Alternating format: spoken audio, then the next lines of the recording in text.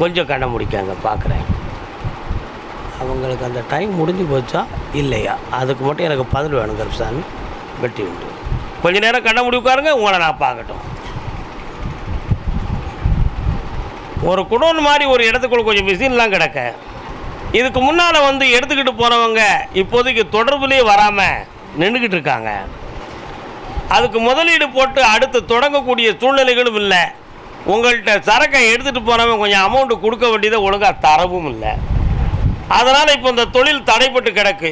அடுத்து உயிர் பெற்று வாழ்வதற்கு என்ன வழிங்கிறது எங்களுக்கு தெரியணும்.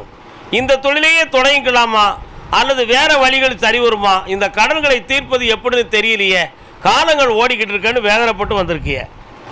ஆட்கள் வேலைக்கும் வருவாங்க, ஒரு 1/3 பகுதி பணமும் கிடைக்கும்.